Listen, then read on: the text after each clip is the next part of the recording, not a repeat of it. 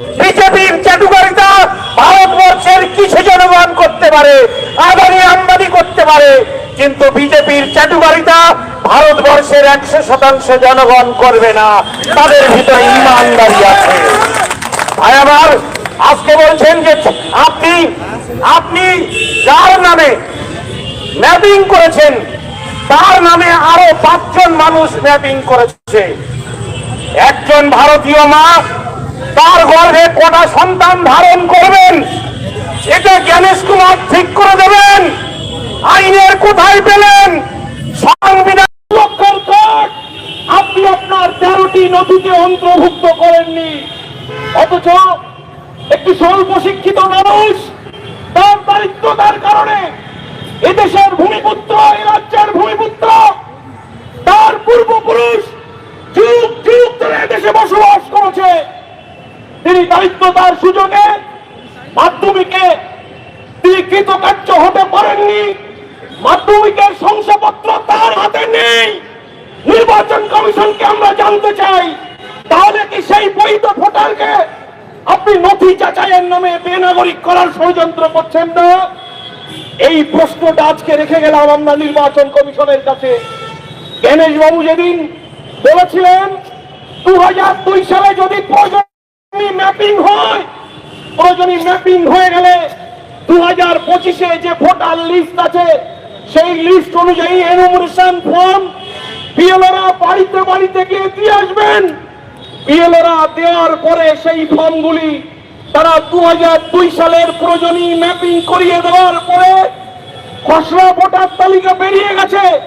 সেই বেরিয়ে যাওয়ার পরে লজিক্যাল ডিসক্রিপেন্সির নাম দিয়ে হাজার হাজার লক্ষ লক্ষ মানুষকে, সিনিয়র সিটিজেন যারা 70 বছর 80 বছরের মানুষকে ঘন্টার পর ঘন্টা রৌদ্রে দাঁড় করিয়ে দিচ্ছেন। এটা নির্বাচন কমিশনের কাজ। আমরা এটা জিজ্ঞাসা করতে চাই, কোন আইনে আপনি তাদেরকে নোটিশ দেওয়াচ্ছেন? কোন আইনে আপনি তার নাগরিকত্ব যাচাই করছেন? এই প্রশ্ন কিন্তু আমরা নির্বাচন কমিশনের দায়িত্বশীল অফিসারদের কাছে দিয়ে গেলাম। একজন দরিদ্র মানুষ, তার কাছে বার্থ সার্টিফিকেট নেই, তার কাছে আছে জমির দলিল, ডিড আছে, কিন্তু আপনি যে 13টি ডকুমেন্ট দিলেন সেই 13টি ডকুমেন্টের তালিকায় জমির দলিলকে আপনি অন্তর্ভুক্ত করেননি। এটা অত্যন্ত লজ্জার।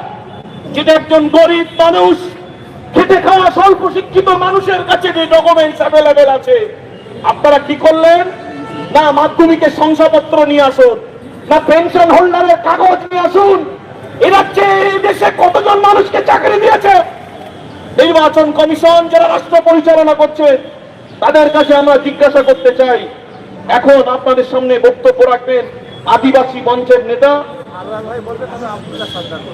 এখন আমাদের সারোয়ার ভাই আপনাদের সামনে কথা রাখবেন। আমাদের যারা নেতৃত্ব স্থানীয় আছেন, সুবলদা আদিবাসী মঞ্চের নেতা সবাই পরপর এখানে আছেন, আব্দুল্লাহ ভাই আছেন, সারোয়ার ভাই চলে আসুন। নিচে বলেন সারোয়ার ভাই।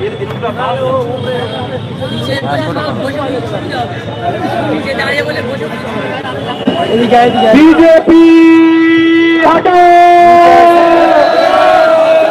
এসআইআর মানছি না, মানব না। অমানবিক এসআইআর মানছি না, মানব না।